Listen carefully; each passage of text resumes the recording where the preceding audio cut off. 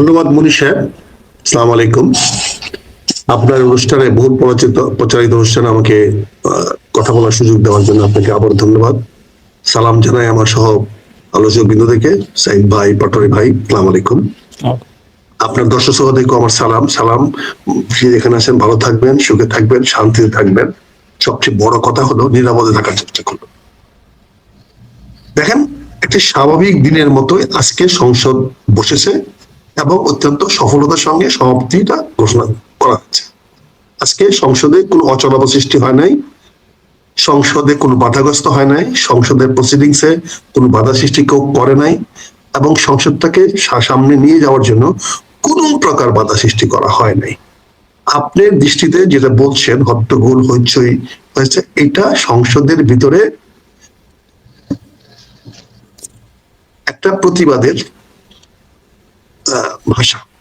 যে কোনো সংসদ সদস্য দাঁড়িয়ে তার নিজের আসনে দাঁড়িয়ে প্রতিবাদ করতে পারে, সেই বলতে পারে, কারো বক্তৃতার এগেইনস্টে কথা বলতে পারে। এটা কোনো বাধা নয় এবং এটা কোনো সরকারের কাছে গ্রহণযোগ্য নয়। এটা জাস্ট অপোজিশনের তার অধিকারটা এক্সারসাইজ করলো। আজকে রাষ্ট্রপতি ভাষণ দিয়েছে, এই ভাষণ দিবে কি দিবে না, ভাষণ দিতে পারবে কি পারবে না, তার জন্য সংসদ পরিচালনা করা একটা কমিটি আছে। সে কমিটি যদি সিদ্ধান্ত নিয়ে থাকে যে এই আসনটা হবে, তাহলে সংসদে তো সেটা আসবেই এবং সেভাবে কার্যপ্রণালী বিধিতে এটা উপস্থাপিত হয়েছে। এখানে বিরোধী দল তার দায়িত্ব পালন করার জন্য, যেহেতু সে বলেছে রাষ্ট্রপতির ভাষণ সে শুনবে না, অতএব সে এটাকে প্রতিবাদ করে ওয়াকআউট করেছে। সংসদীয় রাজনীতিতে এটা কোনো গুরুত্ব বহন করে না, এটা কগনিজেবল না। এটা যার ফলে একটা মনোযোগ আকর্ষণ করার মতো।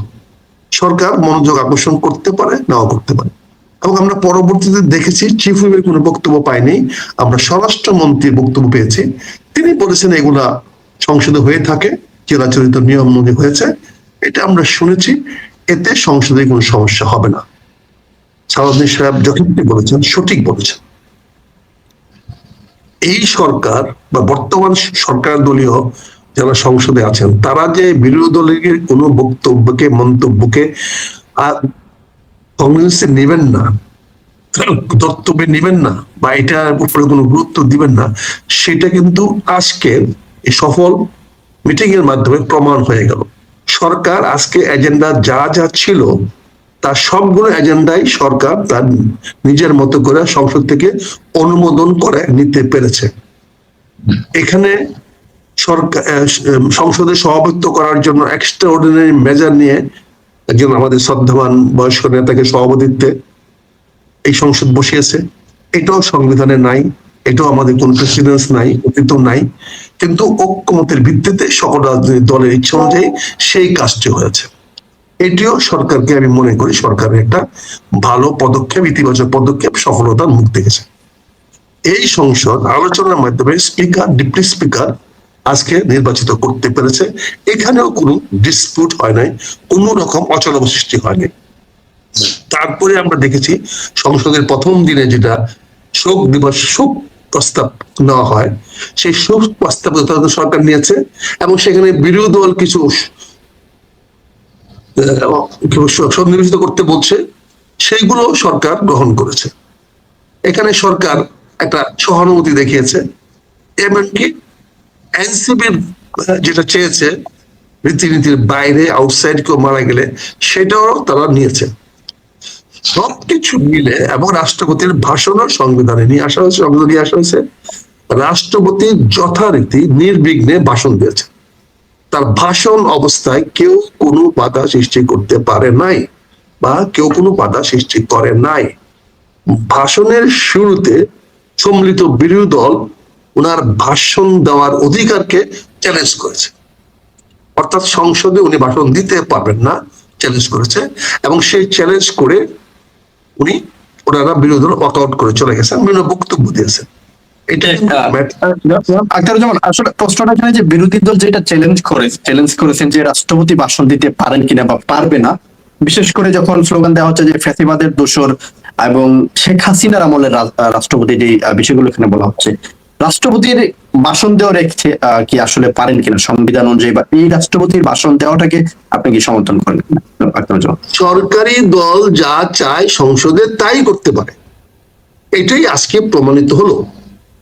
সরকারি দল, সংসদটা তার রাবার স্ট্যাম্প, এই সংসদটা সরকারের একটা রাবার স্ট্যাম্প হিসেবে আজকে প্রমাণিত হয়ে গেল। আগামী 5 বছর এই সংসদ সরকারের রাবার স্ট্যাম্প হিসেবে কাজ করলো। কারণ রাষ্ট্রপতির বিপক্ষে জনমতটা তৈরি হয়েছে, রাষ্ট্রপতির বিরুদ্ধে বিরোধী দলের যে ন্যায্য অবস্থান ছিল সে অবস্থানটাকে গ্রাহ্য করা হয় নাই। সরকার কোনো গ্রাহ্যে নেয় নাই, সরকার কোনো আমলে নেয় নাই। সরকার সেই সংসদকে ভাষণ দেওয়াইছে এবং সরকার বিরোধীকে বলে দিয়েছে যে তোমাদের এই সমস্ত কথাবার্তায় আমাদের কোনো কিছু আসবে যাবে না। এখানে স্পষ্ট করে দেওয়া হয়েছে। আমার ব্যক্তিগত মতামত এখানে নির্ভর করে না। এখানে বিরোধী দলের সামনে হয়তো আরো শক্তিশালী অল্টারনেটিভ ছিল, কিন্তু এই দেশে সংসদ রাজনীতি থেকে শুরু করেছে বিরোধী দল অত্যন্ত ম্যাচুরিটি দেখিয়েছে। আজকে বিরোধী দল এই সংসদের প্রতি তাদের কমিটমেন্ট দেখিয়েছে। এই দেশে শান্তি শৃঙ্খলা রাজনীতি ফিরিয়ে আনার জন্য বিরোধী দল আজকে একটা উদাহরণ সৃষ্টি করেছে। বিরোধী দল ওয়াকআউট করে সরকারকে নির্বিঘ্নে কাজ করার সুযোগ দিয়েছে। আপনি মনে করেন বিকল্প হিসাবে যদি এই সংসদে বসে থেকে রাষ্ট্রপতি ভাষণ না দেওয়ার জন্য অন্তত 1-2 ঘন্টা অবস্থান করে থাকতো ভিতরে, আর কন্টিনিউয়াসলি প্রতিবাদ করে যেত, উচ্চ স্বরে প্রতিবাদ করে যেত, তাহলে কি করে বেস্ট হইতো? ওয়াকআউট না করে যদি বিরোধী দল সংসদে বসে থেকে একযোগে সবাই উচ্চ স্বরে প্রতিবাদ করত, তাহলে রাষ্ট্রপতির ভাষণ শোনার কি কারো সৌভাগ্য হতো? রাষ্ট্রপতি কি সেই অবস্থায় ভাষণ দিতে পারতেন? এই 88 জন 92 জন সংসদ সদস্য যদি এক জোরে একস্বরে প্রতিবাদ করতেন, উচ্চ কণ্ঠে প্রতিবাদ করতেন, কন্টিনিউয়াসলি প্রতিবাদ করতেন 10 মিনিট 15 মিনিট 1 ঘন্টা 2 ঘন্টা, তাহলে 2 ঘন্টা পর্যন্ত কি রাষ্ট্রপতি সংসদে নির্বিঘ্নে বক্তৃতা দিতে পারতেন? আমার তো মনে হয় না এটা সম্ভব ছিল। কিন্তু বিরোধী দল সেই কাজটি করেন নাই। কেন করেন নাই? একটি ভালো উদাহরণ সৃষ্টি করার জন্য। অর্থাৎ তারা সরকারকে তাদের কার্যক্রম করতে দিবে, কিন্তু তারা প্রতিবাদ করবে, তারা সংসদীয় ভাষা যেটুকু প্রতিবাদ করা দরকার সেটুকু করবে। এখানে যদি অনেকে পত্র ছিল, অনেকে ভেবেছিল আজকে হয়তো এমন অচলতা সৃষ্টি হবে, যার জন্য গতকালকে আমরা শুনেছি বিরোধী দলের নেতারা বলেছেন যে কালকেই দেখতে পারবেন ঘটনাটা কি ঘটে। কারণ ওয়াকআউট তো স্বাভাবিক, এটা নিয়ে তো আলোচনা করা কিছু না, এটাকে রাগ দেওয়া কিছু না। সবাই জানে যে বিরোধী দল যে কোনো সময় যে কোনো মুহূর্তে ওয়াকআউট করতে পারে, কিন্তু অচলাবতা সৃষ্টি করাটা হলো অস্বাভাবিক। সংসদের কার্যক্রম, স্পিকারের ক্ষমতা কখন চ্যালেঞ্জ হয়? সংবিধানের বা কার্যক্রমে যদি লেখা আছে স্পিকার তার ক্ষমতা কখন এক্সারসাইজ করে? যখন স্পিকারকে তার কার্যক্রম চালায় দিতে দেওয়া হয় না। এখানে তো স্পিকারকে ওয়াকআউট করে গিয়ে স্পিকারকে তার কার্যক্রম পরিচালনা করার সুযোগ করে দিয়েছে। এখানে বিরোধী দল তো সংসদকে অচলাবস্থা সৃষ্টি করে নাই, স্পিকারের কর্তৃত্বকে দায়িত্বকে চ্যালেঞ্জ করে নাই, রাষ্ট্রপতির বক্তব্যে ওয়াকআউট করেছে, কিন্তু সংসদকে তো অচলাবস্থার দিকে নিয়ে যায় নাই, যেটা অনেকের প্রত্যাশা ছিল। এই জন্য গতকাল যখন বলা হয়েছে যে আমরা আপনি আগামীকাল দেখতে পারবেন, তখন অনেক মানুষের মধ্যে প্রত্যাশা ছিল আজকে হয়তো সংসদে একটা অচলাবস্থা সৃষ্টি হবে বা হতে পারত। কি করতে পারতো সরকার? এই 78 জন বা এই 92 জন সদস্য যদি সংসদের থেকে বের না হতেন, তারা যদি একস্বরে উচ্চস্বরে প্রতিবাদ করতেন, রাষ্ট্রপতির বক্তৃতা দেওয়ার মতো পরিবেশ তো না রাখতেন, তাহলে সরকার কি করতে পারতো? সংসদ থেকে তাকে বের করে দিতে পারতো? বলেন। এই সংসদের যে স্পিকারের যে নিরাপত্তা বাহিনী আছে তাকে দিয়ে কি বের করে দিত? বা তাদের পদ কি বরখাস্ত করে দিত? বিরোধী দলের এমপিদের কি পদ আজকে বাতিল হয়ে যেত? সরকারে কি করার ছিল? অনেকে মনে করেন সরকারে কিছুই করার ছিল না। একটি বিরোধী দল যদি দেশে অশান্তি সৃষ্টি করতে চাইতো, তাহলে আজকে একটা মহা সুযোগ গিয়েছে। এটা অনেকে মনে করেন, অনেক যারা সংসদীয় রাজনীতি করে আসছেন বা করেন, যারা বুঝেন, তারা মনে করেন সরকারের বিপক্ষে আজকে বিরোধী দলের একটি শক্ত অবস্থান নেওয়ার সময় ছিল। কারণ রাষ্ট্রপতির বক্তৃতার পক্ষে জনমত নাই। ইতিমধ্যেই জনগণের মধ্যে প্রত্যাশা এই রাষ্ট্রপতি যেন সংসদে বক্তৃতা না দেয়, বক্তব্য না রাখে। আর এই বক্তব্য তো এই সরকারের নির্বাচিত প্রেসিডেন্টেরই না, ফলে তারও তো নৈতিক কোনো অধিকার নাই। আইনের প্রশ্ন না, সংবিধানের প্রশ্ন না, এটা নৈতিকতার প্রশ্ন।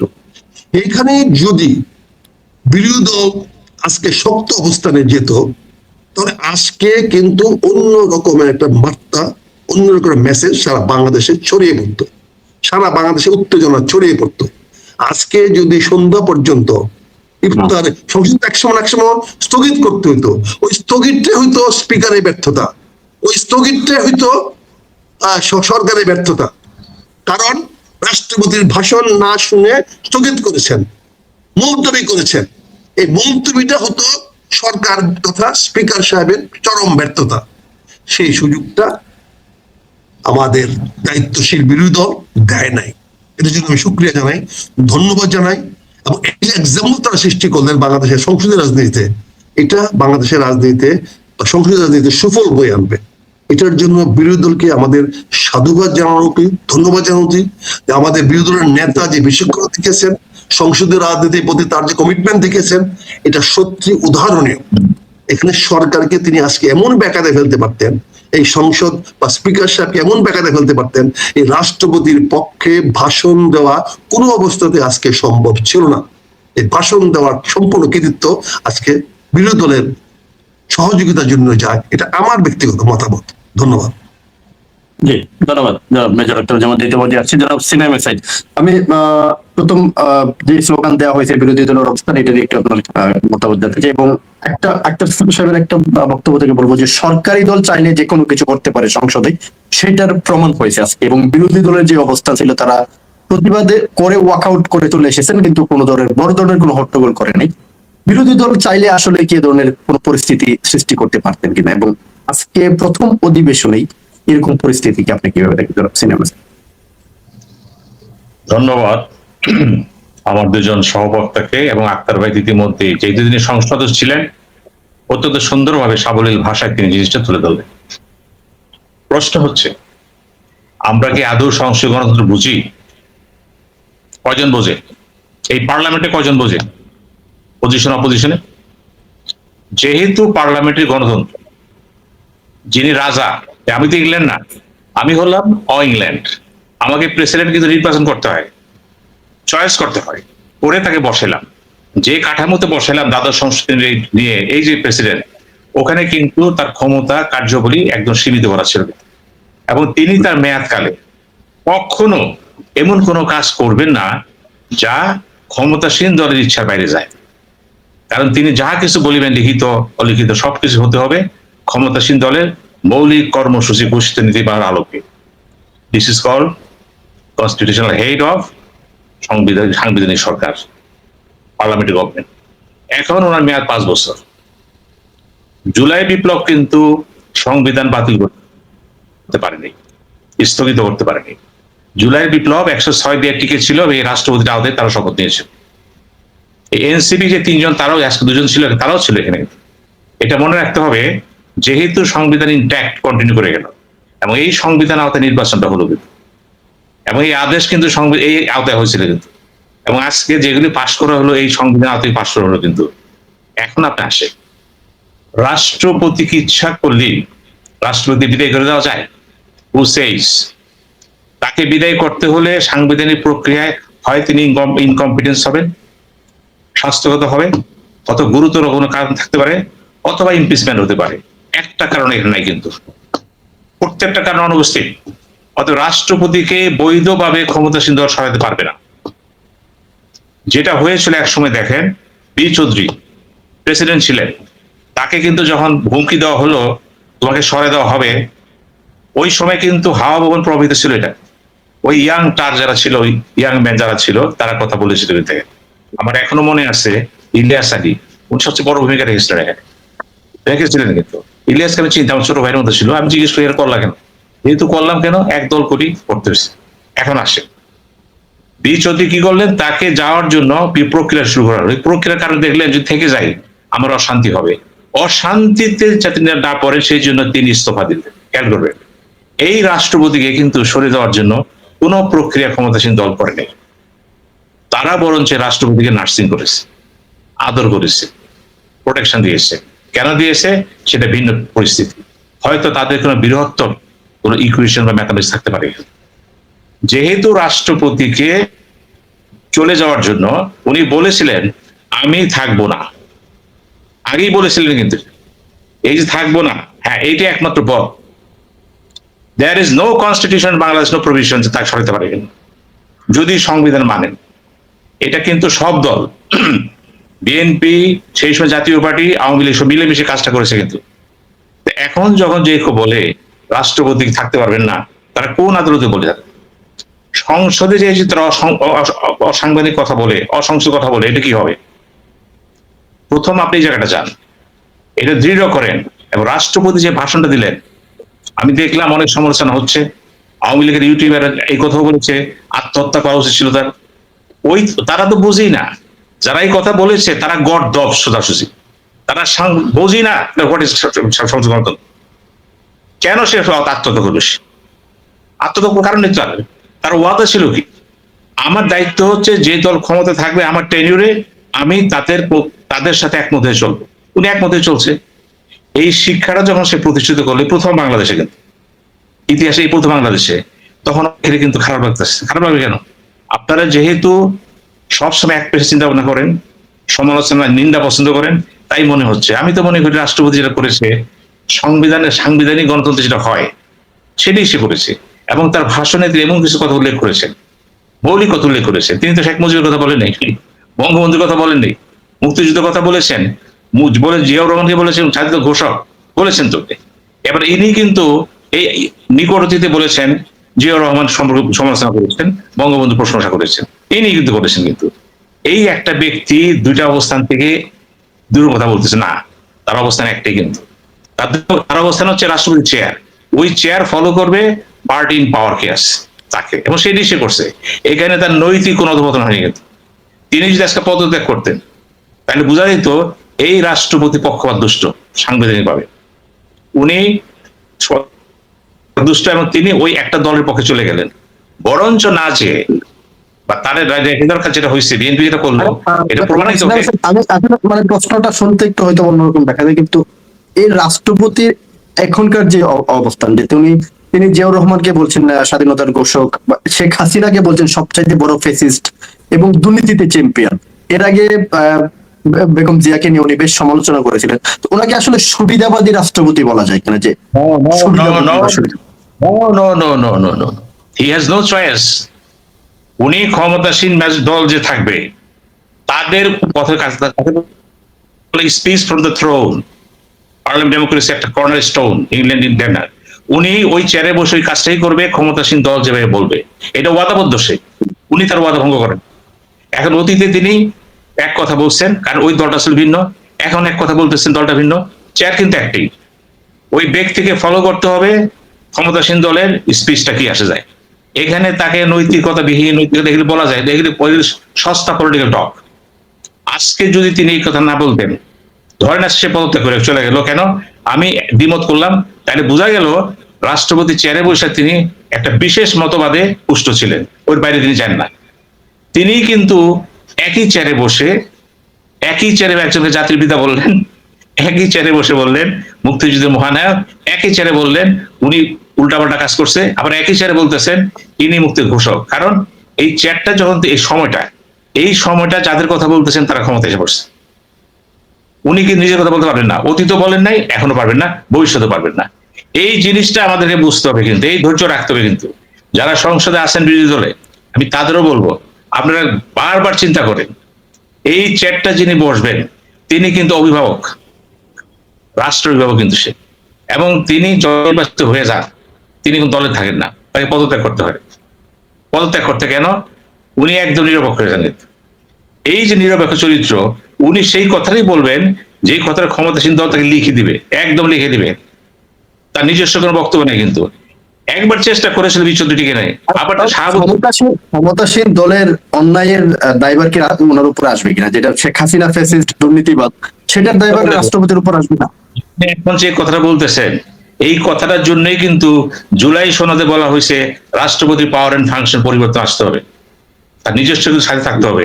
কারণ দ্বাদশ সংসদ যেটা হয়েছিল তাকে কবর ও জিয়ারত বিরাট করা ছাড়া কাজ ছিল না।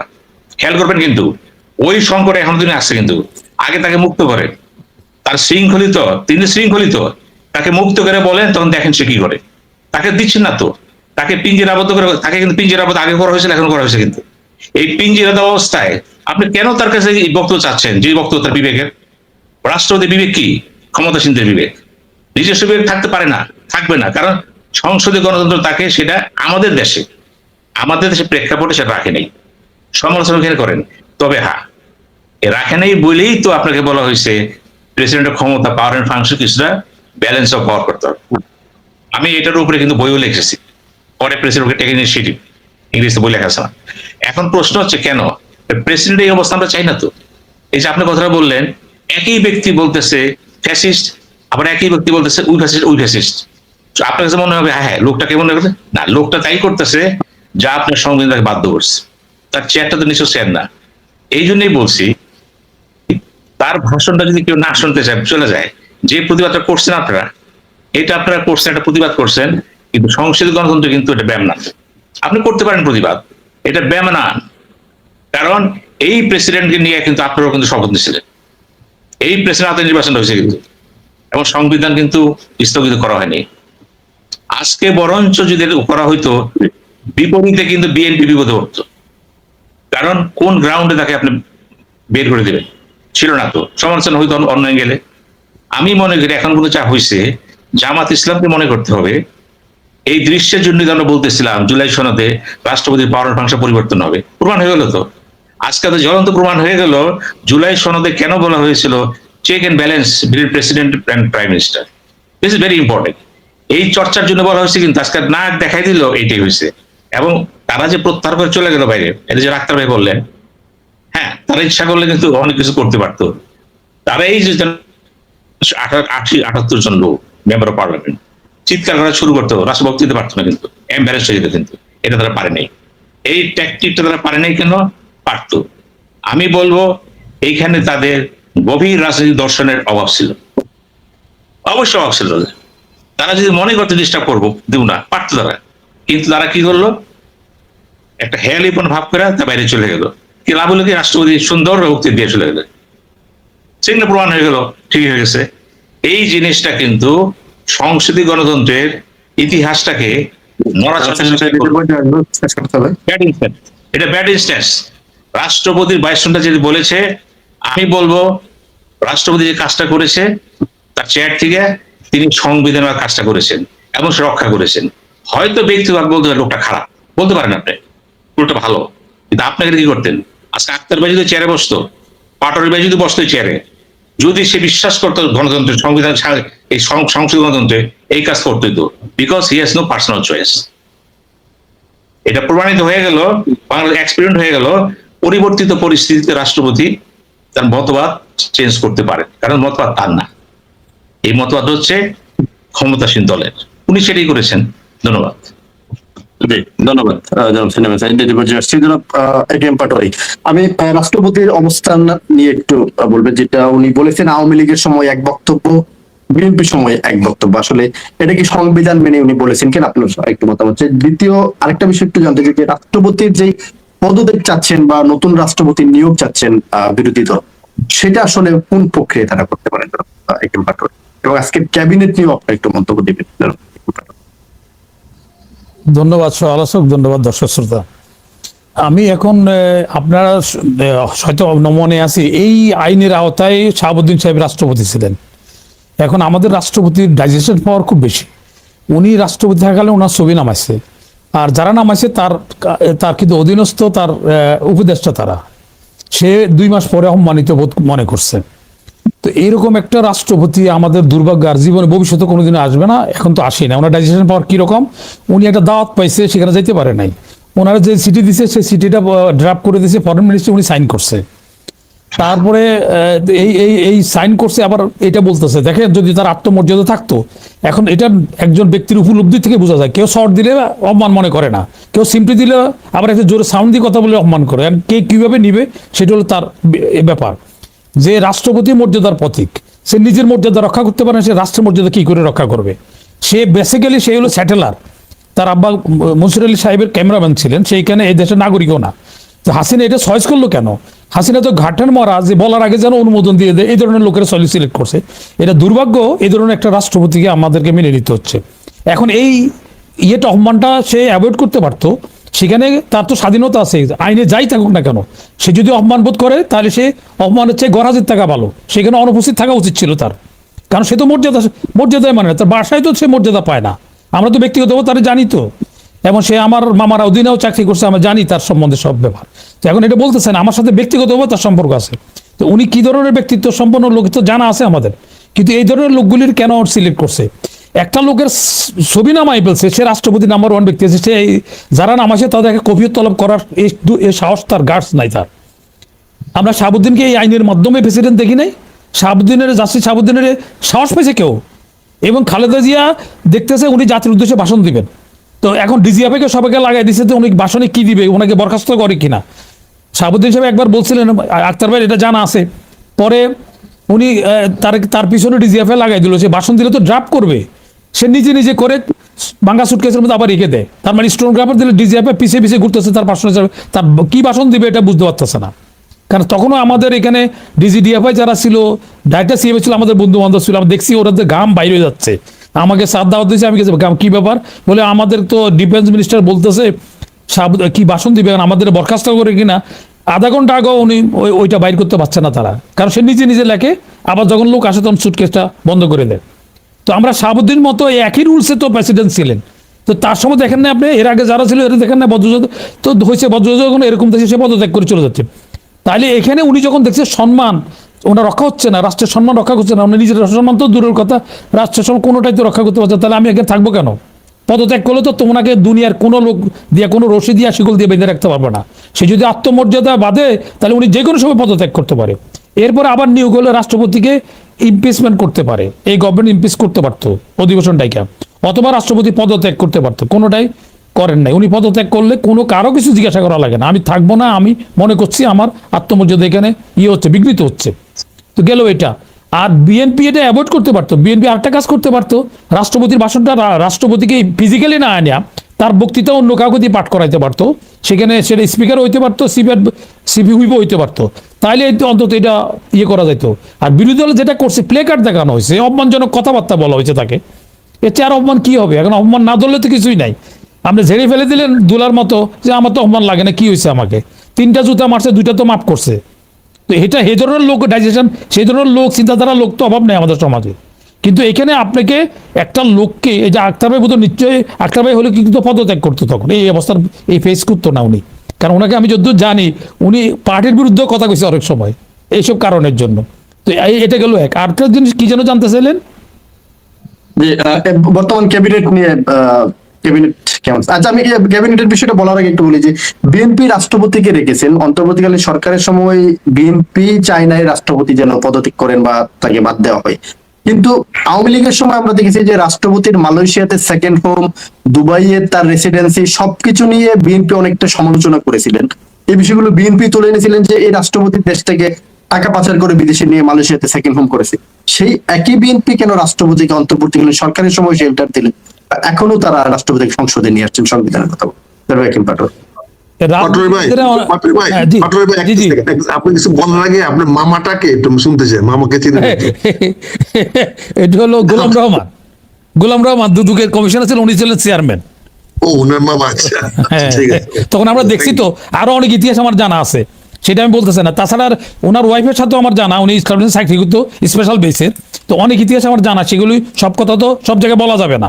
তো সেই জন্য ওনার ব্যক্তিত্ব সম্বন্ধে আমার বহুত জানা আছে।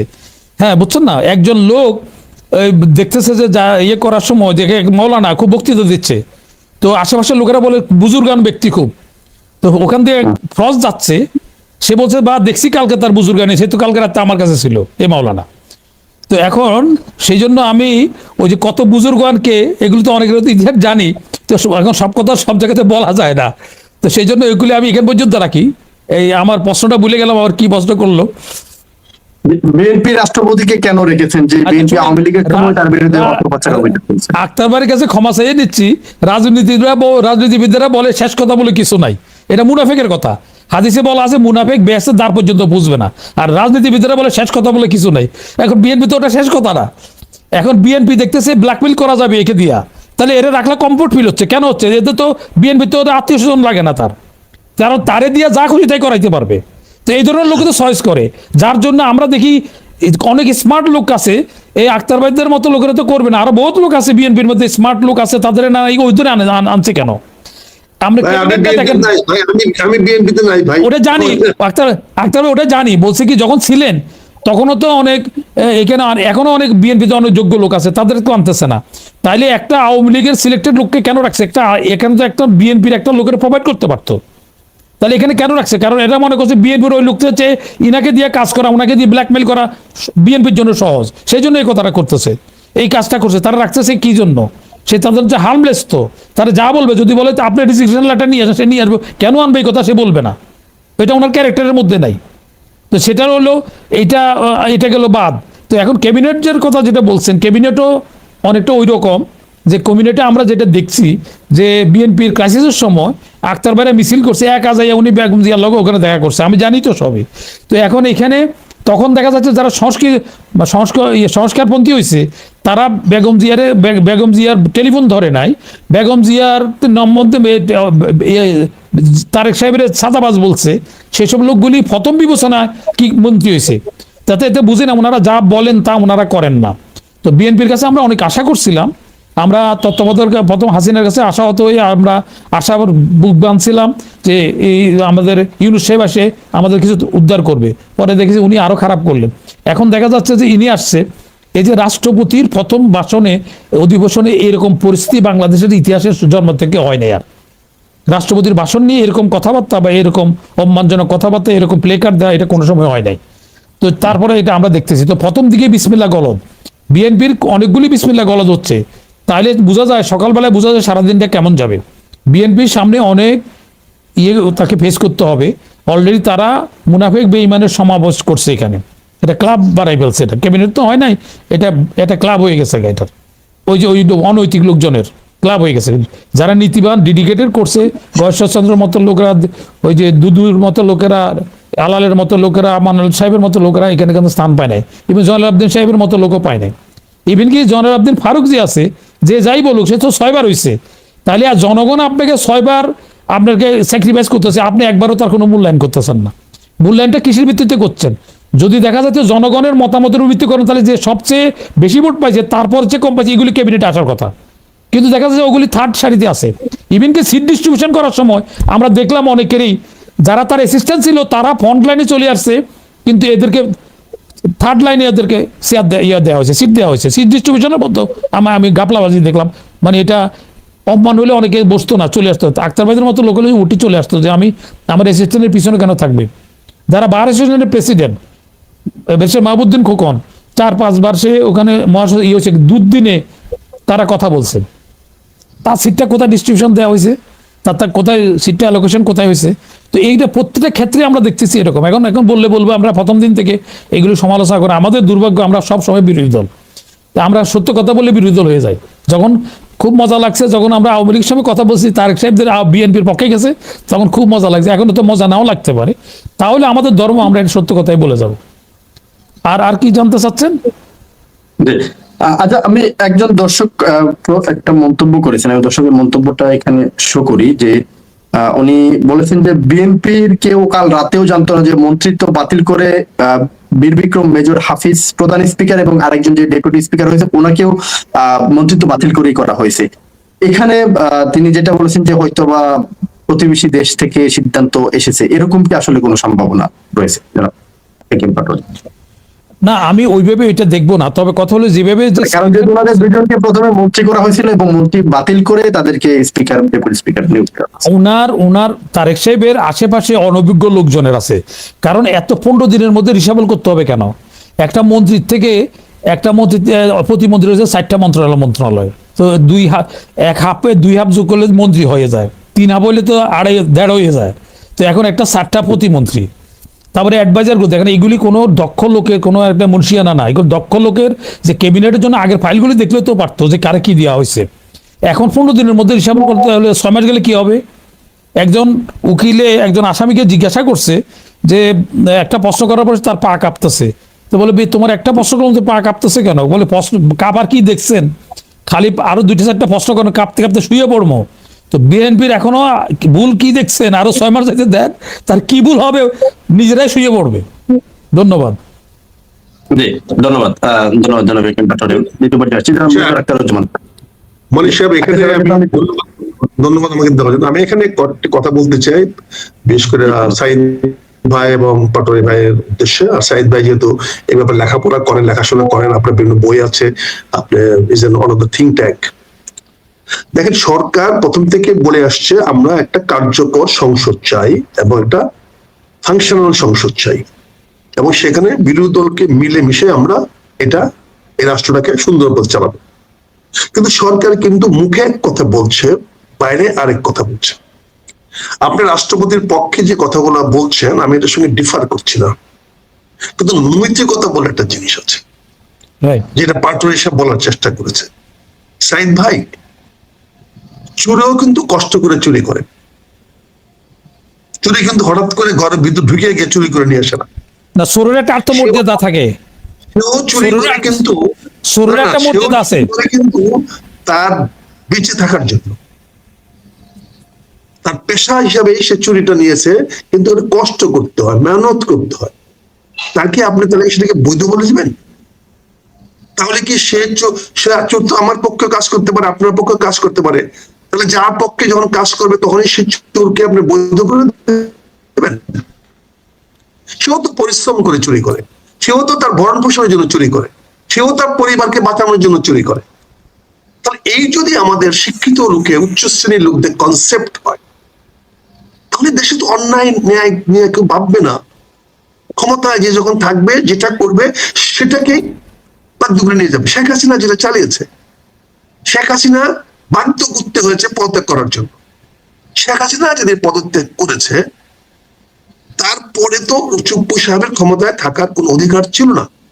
উনি বড় জোর বলতে পারতেন আমার জীবনে নিরাপত্তা দেন, আমি এই পদ ছেড়ে দেব।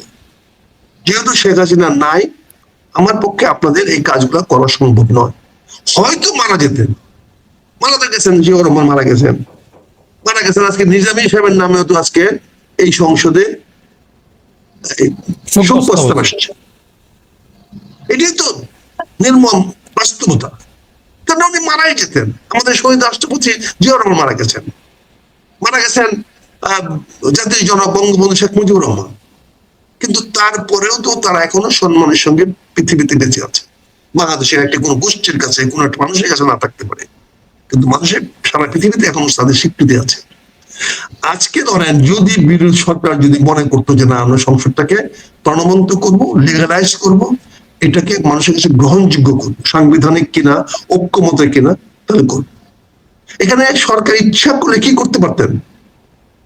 আজকে প্রথম 3 ঘন্টার মধ্যে কাজগুলো করতে পারতেন। স্পিকার নিয়োগ হওয়ার সঙ্গে সঙ্গে পরবর্তী রাষ্ট্রপতি কে হবেন এটা সিদ্ধান্ত হয়ে গেছে। এটা কোনো 1 মিনিটের ব্যাপার। রাষ্ট্রপতি পদত্যাগ করার সঙ্গে সঙ্গে স্পিকার ভারপ্রাপ্ত রাষ্ট্রপতি হয়ে যাবেন। স্পিকার ভারপ্রাপ্ত রাষ্ট্রপতি হয়ে গেলে সেখানে ডিপ্টি স্পিকার ভারপ্রাপ্ত স্পিকার হয়ে যাবেন। তার মানে এখানে তো আর আইনের কোনো ব্যত্যয় নাই সিনহা ভাই, এখানে আপনার রাষ্ট্রবিজ্ঞানে তো কোনো ব্যত্যয় হয় নাই, কিন্তু নৈতিকতা ছিল। তারপরে আমাদের এই স্পিকার সাহেব ভারপ্রাপ্ত রাষ্ট্রপতি হিসাবে সংসদে এই সরকারের ভাষ্য দিতে পারতেন। কে দিতে পারতেন? মেজর হাফিজ দিতে পারতেন। এক্স্যাক্টলি। মেজর হাফিজ তো দোয়া তুলসী পাতা নন। তিনি তো বেগম খালেদা জিয়াকে একজন বিএনপি করেছিলেন, সংস্কারবাদী হয়েছে আবার। তিনিও তো একদিন বিএনপির অফিস দখল করেছিলেন, কিন্তু আজকে বিএনপির ওনাকে স্পিকার বানিয়েছেন। হয়তো ওই যে রাজনীতি শেষ কথাটাই বলছেন, হয়তো এটা একটা ফর্মুলাতে হয়েছে, কিন্তু আজকে যদি সরকার জনগণের প্রতি তার কমিটমেন্ট, সে বলে যে সংসদের সবাই নিয়ে আলোচনা করে দেশ চালাবেন, এই কমিটমেন্ট যদি তিনি ঠিক রাখতেন তাহলে তো এই কাজটি উনি প্রথম 1 ঘন্টার মধ্যে করতে পারতেন। বক্তৃতা কে পড়বে সেটা বড় কথা নয়, চুপকে কেন বক্তব্যটা পড়াইতে হইতো, এটা তো আমাদের মেজর হাফিজ সাহেব আজকে পড়তে পারতেন অ্যাজ এ অ্যাক্টিং প্রেসিডেন্ট। এবং অ্যাক্টিং প্রেসিডেন্ট বানাইতে কয় মিনিট লাগে? উনি পদত্যাগ করলো, গৃহীত হলো, আপনি মাননীয় মাননীয় প্রধান বিচারপতিকে সংসদে উনি আসবেন, উনি শপথ করাবেন অ্যাক্টিং প্রেসিডেন্ট হিসেবে, ভারপ্রাপ্ত প্রেসিডেন্ট হিসেবে। মেজর হাফিজ সাহেব ভারপ্রাপ্ত প্রেসিডেন্ট থাকবেন, তারপরে ডিপ্টি স্পিকার সংসদ চালাবেন, ভারপ্রাপ্ত প্রেসিডেন্ট মেজর হাফিজ বক্তব্য দিবেন, সবাই সুন্দর পরিবেশে শুনতো, সবাই ভালো থাকতো। বিরোধী দলকে আজকে এই ওয়ার্কআউট বা এই ধরনের কাজ করতে হতো না। তারপরে আপনি আগামী 7 দিনের মধ্যে ইলেকশন কমিশন দিলে 24 ঘন্টার মধ্যে শিডিউল দিত, কেউ প্রার্থী হইতো না। আমাদের শ্রদ্ধেয় নেতা, বয়োজ্যেষ্ঠ নেতা খন্দকার মোশাররফ হোসেন নমিনেশন দিলে উনি রাষ্ট্রপতি পদে দাঁড়াইতেন, উনি বিনা প্রতিদ্বন্দ্বিতায় বিজয়ী হয়ে যেতেন। আগামী 10 দিনের মধ্যে ঈদের আগে মতো রাষ্ট্রপতি পেয়ে যেতাম। রাজনীতিটা কি সুন্দর হতো না? রাজনীতি কি জনগণের সামনে আমরা কি ভালো উদাহরণ দিতে পারতাম না? এই রাজনীতিতে আজকে নতুন প্রজন্মের কাছে কি আমরা কি ভালো কিছু দিতে পারতাম না? এই যে আজকে বলছে নতুন 70% প্রজন্ম আসছে, দুর্ভাগ্য নতুন প্রজন্ম লেজুর বৃত্তি করে, তারা কামনা কারো পিছনে লেজুর বৃত্তি করে। অতীত আমরা দেখেছি আমাদের রাষ্ট্রপ্রধানরা বা প্রধানমন্ত্রীরা ব্যাপতে যায় কেন? যখন এই ইয়াং তাকে তার সামনে জিন্দাবাদ চিৎকার শুরু করে, কারণ যুক্তির শুনে না, কথা শুনে না, আলাপ করতে দেয় না। আজকে প্রযুক্তির রাজনীতি করতে হবে, মেধার রাজনীতি করতে হবে, জ্ঞান দীপ্ত রাজনীতি করতে হবে। আইন এবং সংবিধান এটা ঐশ্বরিক না, এটা কোনো বাইবেলিক গ্রন্থ না, এটা মানুষের মস্তক থেকে, মেধা থেকে আসা একটা বিষয়, যেটি মানুষ রচনা করে, মানুষ আইন রচনা করে, মানুষ সংবিধান রচনা করে। আপনি সিনহা রচনা করেন, আপনার মতো পরিপক্ক অভিজ্ঞ লোকেরা, দার্শনিকেরা এই আইন প্রণয়ন করে, তারা এই সংবিধান প্রণয়ন করে। এটা ঈশ্বর প্রদত্ত, আল্লাহ প্রদত্ত, বাইবেলিক কিছু না। এটার জন্য আকাশের দিকে তাকায় থাকতে হয় না, এটার জন্য গুহা যেতে হয় না এই ওহী গ্রহণ করার জন্য। এটা আপনার মতো যারা অত্যন্ত দক্ষ লেখার জন্য তাদের কলম থেকে বেরিয়ে আসে। এই সংবিধান আমরা সেভাবে লিখতে পারতাম, এই আইনগুলো সেভাবে করতে পারতাম। এখানে আমরা নৈতিকতাকে বেশি গুরুত্ব দিলে মানুষ সেটাকে ভয় পায়। মানুষ যতটা আইন মানে তার চেয়ে বেশি মানে নৈতিকতা। আমার ছেলে আইনের মাধ্যমে আমাকে মান্য করে না, সে বাবার ভয়ে গভীর রাতে বাসায় ফিরে না, তার বাবা বকা দিবে। এটা আইনে লেখা নাই যে বাবা বকা দিতে পারবে, এটা নৈতিকতা। নৈতিকতা বিহীন যদি সমাজ গড়তে চান সিনহা ভাই, আপনার বই লিখে কি হবে? রাষ্ট্রপতির ক্ষমতা বাড়ানোর কোনো প্রয়োজন নাই। রাষ্ট্রপতি যে 2টা ক্ষমতা পেয়েছে তার চেয়ে বেশি বাড়ানোর বদিউর রহমানের মাথায় আসতে পারে। সে কল্পনা করে রাষ্ট্রপতি হলে এন করেঙ্গা তেন করেঙ্গা, কোনো ব্যাটারা কিছু করার ক্ষমতা। রাষ্ট্রপতির সম্মানের পোস্ট, মর্যাদার পোস্ট, এটা সোভারেন্টি ইন্টিগ্রিটির প্রশ্ন। রাষ্ট্রপতির অধীনে তো সেনাবাহিনী আছে, সশস্ত্র বাহিনী আছে, কিন্তু কিছু করার আছে? সশস্ত্র বাহিনী বিভাগ আছে, কিন্তু সর্বাধীন রাষ্ট্রপতি, কিন্তু সর্বাধীনত রাষ্ট্রপতি হওয়ার পরেও রাষ্ট্রপতি কিছু করার নাই। রাষ্ট্রপতিকে আপনি নৈতিকতার মধ্যে রাখেন, আইন এবং সংবিধানের মধ্যে নয়। রাষ্ট্রপতির দায়িত্ব নৈতিকতাপূর্ণ হবে, নীতি এবং মানুষের কল্যাণের জন্য যেটা ভালো সেটা।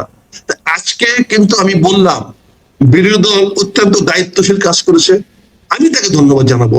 বিরোধী দল ওয়াকআউটের মাধ্যমে নিষ্পত্তি করে দিয়েছে। আগে কেন করলাম না, এখন কেন করলাম না, সেই প্রশ্নের উত্তর বিরোধী দল দিয়ে দিয়েছে।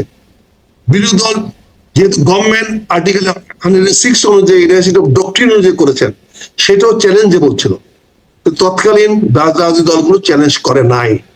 তৎকালীন অন্তর্বর্তীকালীন সরকার যে ডক্ট্রিন অফ নেসেসিটি দেখায় 106 অনুযায়ী শপথ নিয়েছিল, সেটাকেও অতীতে রাজনৈতিক দলগুলো চ্যালেঞ্জ করে নাই। আজকেও এখনো সংবিধান বলবৎ হয় নাই। এই নির্বাচন সাংবিধানিক ভাবে হয় নাই। এই নির্বাচন হওয়ার সুযোগ নাই, সাংবিধানিক বৈধতা দেওয়ার সুযোগ নাই। সাংবিধানিক বৈধতা দিতে হলে আপনাকে আরো 1.5 বছর পিছায় যেতে হবে। সংসদ ভাঙ্গার পরবর্তী 90 দিনের মধ্যে এই নির্বাচন হওয়া ছিল, সাংবিধানিক হয় নাই। কিন্তু আবার আর্টিকেল 106 কে এক্সারসাইজ করে ডক্ট্রিন অফ নেসেসিটি অনুযায়ী আমরা এই নির্বাচন মেনে নিয়েছি। এই নির্বাচন ঐক্যমত কমিশনের জুলাই সনদের ভিত্তিতে আমরা মেনে নিয়েছি। এখানে এই সরকারকে এই জুলাই সনদকে সম্মান করতে হবে। ওনারা বলেছেন যে 2টি বিষয়ে ওনারা নোট অফ ডিসেন্ট দিয়েছেন, বাকিগুলো অনুভব পালন করবেন। আমরা সেই লক্ষণ দেখতে পাচ্ছি না। সালাউদ্দিন সাহেবকে বলতে চাই, ভাউতাবাজি, ধাপ্পাবাজি, অসৎ রাজনীতি একবার দেওয়া যায়, মানুষকে ধোঁকা একবার দেওয়া যায়, 2 বার দেওয়া যায় না। মানুষ যে রাস্তায় পিছল খায় সে রাস্তায় 2য় বার হাঁটে না। মানুষ যেই পাথরে উষ্টা খায় সেই পাথরে 2য় বার উষ্টা খায় না। এটা মানুষের নিয়ম, মানুষের নীতি। সাইদ ভাই, আমি আপনাকে sorry, I am not trying to influence you or not trying to inform you, I am just trying to express my view to your honourable conscious. এটা আমার হাম্বল সাবমিশন, এটা আমার বিনীত আপনার কাছে, আপনার বিবেকের কাছে আমার। পাটোয়ারি ভাই তো 1 ডিগ্রি আগে, উনি তো সবের হারির খবর রাখেন, উনি সব জায়গায় ঘোরাঘুরি করেন। উনি কি ডিজিএফ এর এজেন্ট কিনা জানি না, গোয়েন্দাদের এজেন্ট কিনা না, এজেন্ট হলে এত ছোট জায়গার এজেন্ট হবো না, বড় জায়গার এজেন্ট হবো। কোনটা আছে, এর চেয়ে বড় কি আছে? ওরাই তো বড়টার এজেন্ট, ওরাই তো বড়টার এজেন্ট। আপনি বড়টা যাবেন কেমন? আমি সরি, মাইন্ড করেন না, যোগ না মাইন্ড করি, যোগ করি, যোগ করতে। আপনার তথ্য আছে, অনেক জায়গায় যান, অনেকে জানেন। কারণ আজ পর্যন্ত আমি আজকে 30 বছর রাজনীতি করি, আমি এখন পর্যন্ত কি বলে এই যে দুর্নীতি দমন কমিশনের অফিসটা কোথায়, এটা অফিসকে দুর্নীতি কমিশনে দেখার সৌভাগ্য আমার হয় নাই। হাত পুরো দূরে কথা, দেখার সৌভাগ্য হয় নাই।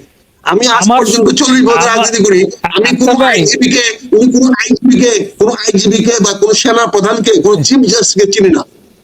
কিন্তু তাদের সবার চরিত্র, তাদের কার্যক্ষমতা, তাদের নৈতিকতা সম্বন্ধে যদি ঘন্টার পর ঘন্টা বক্তৃতা দিতে বলেন, আমি দিতে পারবো, বিকজ এগুলো আনএক্সপোজড কিছু না। কিন্তু ব্যক্তিগত তাদের সঙ্গে কোনো পরিচয় নাই। কিন্তু পাটোয়ারি ভাই, আপনি আমাদের দুর্লভ মানুষ যে আপনার সবার সঙ্গে ব্যক্তিগত হারির পরিচয় আছে, হারির পরিচয় আছে। ভাই বুঝতে পারছেন না, উনি কোন কোথায় কার কাছে কখন বলে দেয় ঠিক নাই। আমরা যা বলি পাবলিকলি বলি, যা বলি এখানে বলি। আমি আবারও বলছি, আমি আজকে এই সংসদের পরে একটা সিদ্ধান্ত নিয়েছি, আমি জানি না আমার দল সেটা অনুমোদন দিবে কিনা, কিন্তু দেয় আমি করবো। আমি আজ থেকে এই সরকারের কঠোর সমালোচনার দায়িত্ব নিব, তার প্রতিটি পদক্ষেপকে আমি প্রশ্নবিদ্ধ করার চেষ্টা করব। কারণ এই সরকার যা বলেছে সংসদে সেই আচরণ করছে না। সংসদ সদস্যদের অনেকে অনেক কিছু মনে করেন, কিন্তু আপনাদের হয়তো অনেকের ধারণা নাই। আমি সরকারি দল বিরোধী দল করে দেখেছি, সংসদে একজন সংসদ সদস্য কিছুই করার নাই হ্যাঁ এবং না ভোট দেওয়া ছাড়া। হ্যাঁ জয়ী হয়েছে, হ্যাঁ জয়ী হয়েছে, হ্যাঁ জয়ী হয়েছে। এই হাতটা আমি উঁচা করবো কি করবো না, ওই না উঁচা করলে চিফ হুইপটাকে একটা ধমক মারে, সঙ্গে সঙ্গে হাতটা উঁচা করতে হয়। আর বিরোধী দল থাকলে ওই না ভোটে হাত তুলতে হয়। কোনো এমপির কিছু থাকে না, ওই যে 2 মিনিটের একটা কল নোটিশ, অ্যাটেনশন নোটিশ, প্রস্তাব, এগুলো হলো এটা লুকাচার দেখানোর জন্য সংসদীয়। No influence, nothing. এমনকি একটি পয়েন্ট অফ অর্ডার আসবে কি আসবে না, তার জন্য স্পিকারের অফিসে গিয়ে তদবির করতে হয় ভাই। স্পিকারের অফিসে গিয়ে 1 কাপ চা খাইয়া স্পিকারকে 10 মিনিট তেল মারতে হয়, মারার পরে বলতে হয় স্যার আমার আজকে একটা পয়েন্ট অফ অর্ডার আছে, এটা অ্যাকসেপ্ট করেন sir. This is my 10 years experience sir. এই সংসদে যে পয়েন্টগুলো আছে মনে করেন না তেলবাজি ছাড়া এগুলো আসে, এটা বিরোধী দলের হোক আর সরকারি দলের হোক। আপনি সব প্রস্তাবেই স্পিকার সাহেব গ্রহণ করবেন না। আব্দুল হামিদকে আমাকে বারবার দুলাভাই বলতে হয়েছে, সংসদের দাঁড়ায় তাকে দুলাভাই বলতে হয়েছে। সে আসলে হয় আমার ফুফুর জামাই, বুঝতে পারছেন, আমার গ্রামে বিয়ে করছে সে। দুলাভাই কেন আসরের জন্য দুলাভাই কয়ে তাকে আমাকে মিস করতে হয়েছে, বুঝতে পারছেন? মাননীয় স্পিকার হুমায়ুন রশিদ সাহেবকে বলতে হয়েছে, স্যার আপনার মতো স্পিকার এই ইউরোপের এই পাশে জন্মগ্রহণ করেন। জনাব শেষ করতে হবে কাজে মনে করেন না যে বিরোধী দল ইভেন বিরোধী দলের নেতা বক্তৃতা দিতে পারবেন কি পারবেন না সেইটা নির্ভর করে মাননীয় প্রধানমন্ত্রীর চক্ষু ইশারার উপরে। স্পিকার সাহেব পয়েন্ট অফ অর্ডারে যখন ডিপ্টি উপনেপথে দাঁড়াবেন তখন আমাদের স্পিকার সাহেব